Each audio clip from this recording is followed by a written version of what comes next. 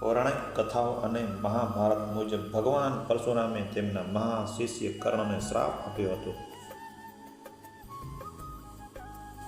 પરશુરામ મુખ્યત્વે કર્ણનો શ્રાપ આપ્યો હતો કારણ કે કર્ણ તેમનું પોતાની સાચી ઓળખ છુપાવી અસત્ય બોલીને તેમની પાસેથી જ્ઞાન અને દિવ્ય શસ્ત્રોની વિદ્યા મેળવી હતી. પરશુરામ અને કર્ણના શ્રાપનો ઇતિહાસ. ભગવાન પરશુરામ જે વિષ્ણુના છઠ્ઠા અવતાર હતા, એ પ્રતિજ્ઞા લીધી હતી કે તેઓ ફક્ત બ્રાહ્મણોને જ શસ્ત્ર વિદ્યાનું જ્ઞાન આપશે, ક્ષત્રિયોને નહીં, કારણ કે તેમણે ક્ષત્રિય રાજાઓ દ્વારા થયેલા અત્યાચાર અને તેમના પિતાની હત્યાનો બદલો લેવા માટે પૃથ્વીને 21 વાર નિક્ષત્રિય છત્ર વિહણી કરી દીધી હતી. કર્ણની સ્થિતિ. કર્ણ જન્મથી ક્ષત્રિય કુંતી પુત્ર હોવા છતાં તેમનો ઉછેર સૂત રથ ચલાવનાર પરિવારમાં થયો હતો. તેથી તેમને સમાજમાં નીચો દરજ્જો મળતો હતો. ગુરુ દ્રોણાચાર્ય પણ તેમને સૂતપુત્ર કહીને બ્રહ્માસ્ત્ર જેવા દિવ્ય શસ્ત્રોનું જ્ઞાન આપવાની ના પાડી દીધી હતી. મહાન ધનુર્ધર બનવાની ઈચ્છાથી કર્ણ ગુરુ પરશુરામ પાસે ગયા અને પોતે બ્રાહ્મણ હોવાનું અસત્ય કહ્યું.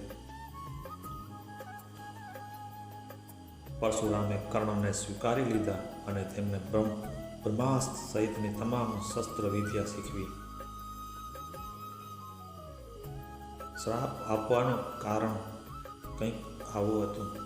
એક દિવસ જ્યારે કર્ણ ગુરુ પરશુરામના ખોળામાં માથું રાખીને આરામ કરી રહ્યા હતા અને ગુરુ ઊંઘી રહ્યા હતા, ત્યારે એક વિશાળ કીડો ભમરો આવીને કર્ણની જાંઘમાં કાણું પાડીને લોહી પીવા લાગ્યો. કર્ણ ગુરુની ઊંઘ ન બગડે તે માટે અસહ્ય પીડા સહન કરી પણ શરીર હલાવ્યું નહીં. જ્યારે લોહીના સ્પર્શથી પરશુરામની ઊંઘ તૂટી ત્યારે તેમણે જોયું કે કર્ણ શરીર ક્ષત્રહીનની જેમ અસહ્ય પીડાને સહન કરવાની ક્ષમતા ધરાવે છે. એક સામાન્ય બ્રાહ્મણ આટલી પીડા સહન કરી શકે નહીં. આ જાણીને પરશુરામને ખાતરી થઈ ગઈ કે કર્ણ તેમની સાથે જૂઠ બોલ્યો છે. પરશુરામનો શ્રાપ કંઈક આવી રીતે હતો. ક્રોધિત થઈને પરશુરામે કર્ણને શ્રાપ આપ્યો કે હે કર્ણ, તે જે જ્ઞાન અસત્ય બોલીને મેળવ્યું છે, જ્યારે તને તેની સૌથી વધુ જરૂર હશે ત્યારે તારા દિવ્ય શસ્ત્રોના મંત્ર તું ભૂલી જઈશ અને એ જ તારા મૃત્યુનું કારણ બનશે.